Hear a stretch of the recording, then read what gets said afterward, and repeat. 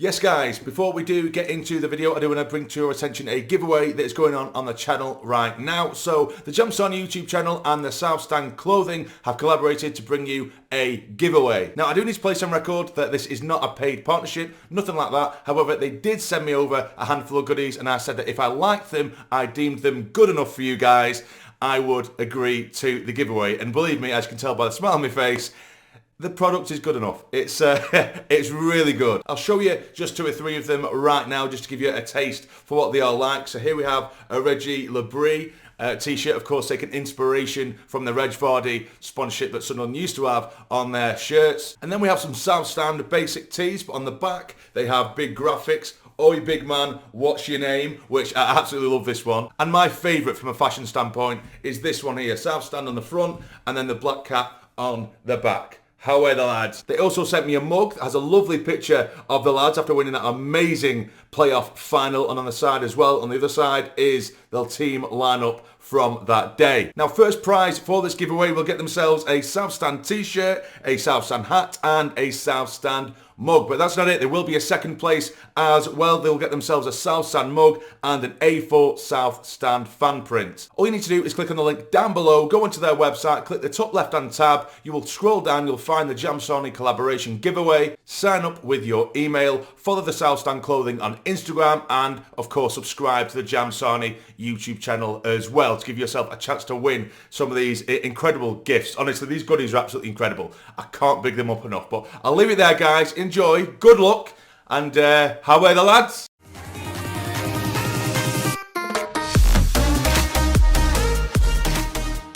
Yes guys, and welcome to the Hull vs Sunderland match review, where Sunderland have fallen to another pre-season defeat, this time at the hands of Hull, 2-1. Now, it isn't panic station, so let's not go there. However, I will admit, it is a little bit disheartening when you do see your team lose regardless, particularly with the excitement that's surrounding the club at the moment. But there were positives in there. I am going to glean towards the positives. But equally, I am going to say the negatives that I did witness during that game. And I think it does just highlight the improvements we do need to make on the squad. Just exactly as I said after the Hearts game, there's definitely areas across the pitch that drastically need improving. Of course, we have injuries to contend with as well, which doesn't help. But I will get into it anyway, guys. So, of course, we did get beat by 2-1. We went in with the lineup with Simon Moore in goal because Patterson is still injured. Harrison Jones played at left back. Now, naturally, he is not a full back at all by nature. However, I actually think he was quite good tonight.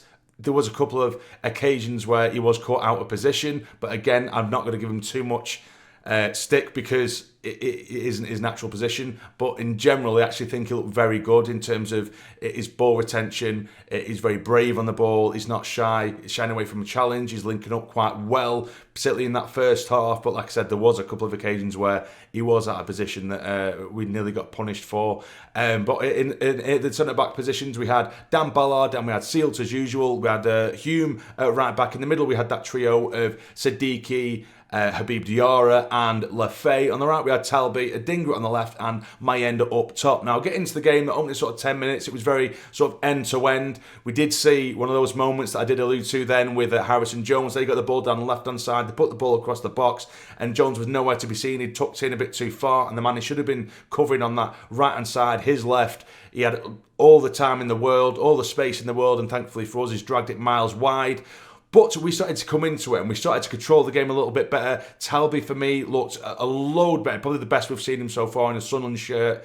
He actually started to ask questions of their right back. He was taken to the byline. There was a couple of passes or crosses, should I say, across goal where he was just fizzing it across the face, that 6-yard box, and he was just begging for a striker to be there, which brings me to another point with Mayenda up top at times today. As much as I love Mayenda, but this is a review based just on this game, his movement off the ball for me was quite poor and at times looked laboured at times. I think when I did have a glance at him, he was limping at some points in the game, but I don't think it was an excuse for certain just sort of basic movement off the ball. Adingra looked very dangerous, albeit there was a handful of times where I could see the likes of Lafay was getting quite frustrated with him because he would get the ball on the left-hand side, take on his man, he'd look to his right, Lafay's in acres of space sort of out on the edge of the box or just in space, just tucking into the centre, and he'd want to put his foot on the ball and take on his man again, which could prove to be a frustrating trait if that does continue. However, he was very, very bright and was asking questions. And it was Adingra that got his first goal in a Sunderland shirt. It was Talbot on the right-hand side, cut in really nicely, laid it off to Adingra, who just placed it into the bottom right-hand corner. Lovely finish.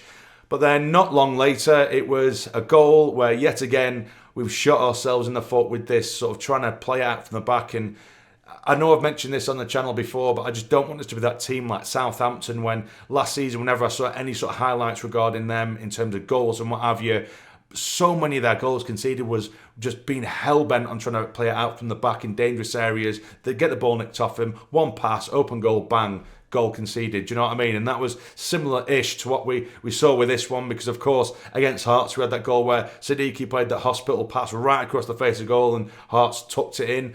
And this one, we played it out from the back, Sealed, then quickly gives it to Lefay in a dangerous position. He had a man right at the back of him, and as Lefay tried to kind of like hook it in towards the centre of the pitch, the man behind him managed to get a nick on that pass, and it ends up being a perfect cross to the Hull striker, who makes it 1-1. But then for the remainder of the half, again, I know a lot of people are going to be a bit miffed or pissed off or feeling a little bit downbeat because of the end result, but for the remainder of that first half we did dominate. You'd like to expect that, but we did dominate. There was plenty of nice passages to play without making too many clear-cut chances, but that's Siddiqui for one. I think he was actually very, very good. The amount of times where he was tracking back, nicking it off him, nice little turns in the middle and then passing off the ball. And I liked when Dan Ballard did step in and step forward, human step forward. Siddiqui just naturally would tuck in and look after them, and he just did the dirty work that I don't think you would really naturally look out for. He was doing that very, very well.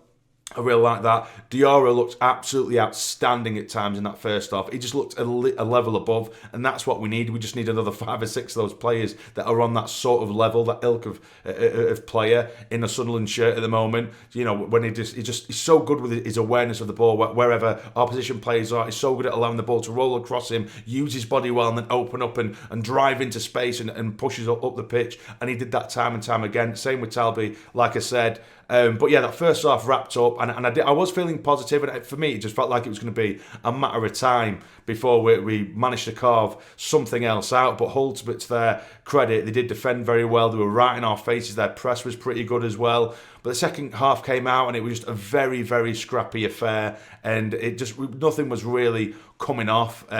Before the sort of 70-odd minute mark, where we did chuck on the wholesale changes, we did manage to create an opportunity, and finally, I think it was an hour. Around the hour mark, where Mayenda actually got his first opportunity, where Hume, it was a nice little one-touch passing around the edge of the box, because there was just so many Hull plays back and crowded in our faces, like I said, to their credit. But Hume was a really nice, intelligent sort of dink pass past through the whole line, finds Mayenda, he takes it away from his man. It's a tight angle, but he hits it hard and low at the keeper and makes the save. But then we did make the wholesale changes. Now, this is where I am going to bring up a point here. Don't know whether you guys agree with me. Of course, let me know in the comments down below. But with these wholesale changes, I understand it for the first maybe 2 or 3 games of pre-season. But when we get into the back end of the pre-season's game now, because obviously we only have 2 or 3 left, we only have 2 or 3 remaining. I think it's 3 games left, isn't it, before the game against West Ham.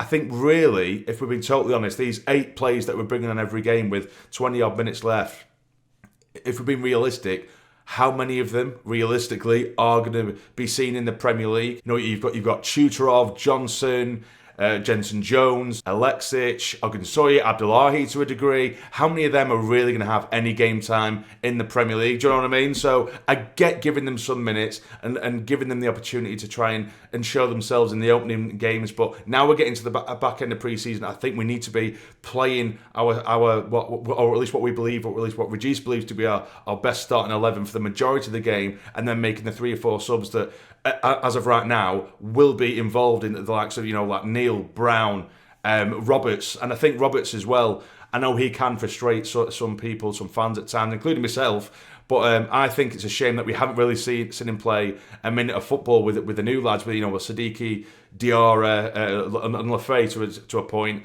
in these games, from the off. And I know, of course, we've paid out a small fortune for Talby, but to see Roberts when he is coming on for these last 20 minutes, you can see that he is so much better than a lot of the people that are around him. Not saying that he's pulling up trees and being absolutely incredible, but every now and then he'll just spin his man and he'll cut inside, he'll drive into space, and then the quality around him, with no disrespect, just isn't good enough. So regardless of whether he makes a brilliant inch-perfect pass across the pitch, a raking ball across to Alexic, 9 times out of 10, it's not going to come to much. And, Alexic, he had a bit of energy, brought it down to the bar a couple of times, but nothing really came of it. Well, it didn't.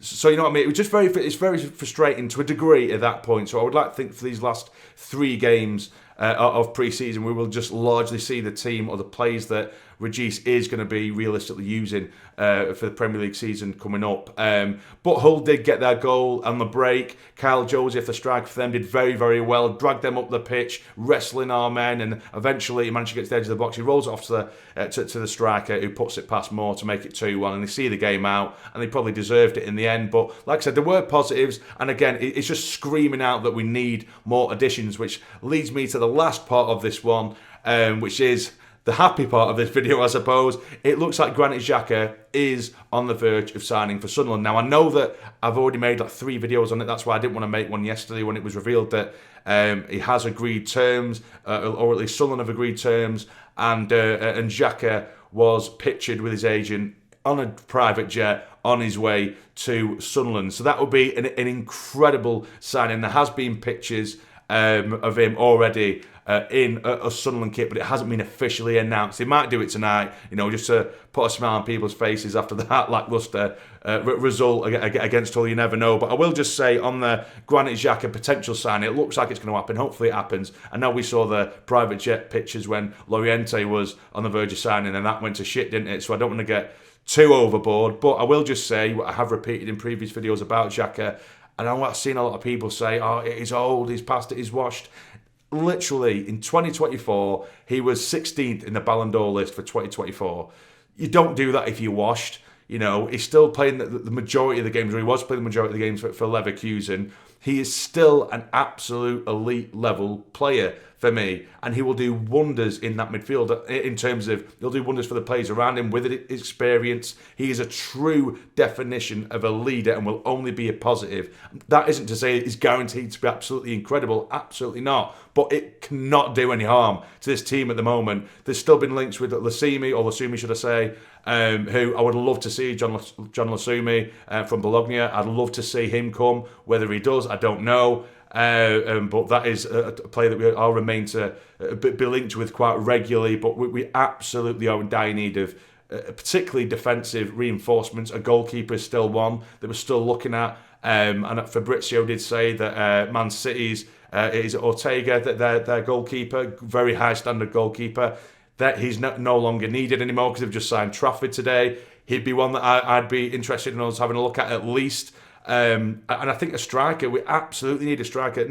We need a big unit up top. I think Mayenda will have his place in the Premier League. I think Wilson, Isidore will have his place in the Premier League, hopefully.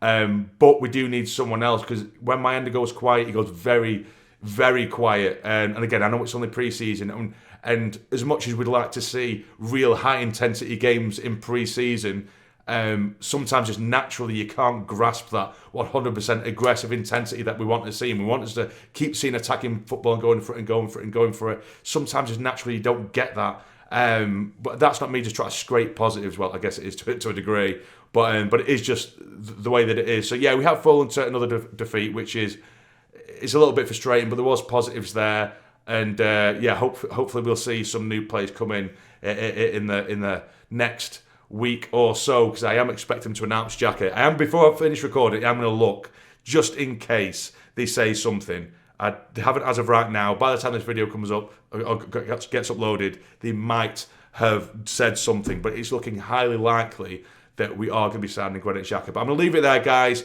A bit of a ramble.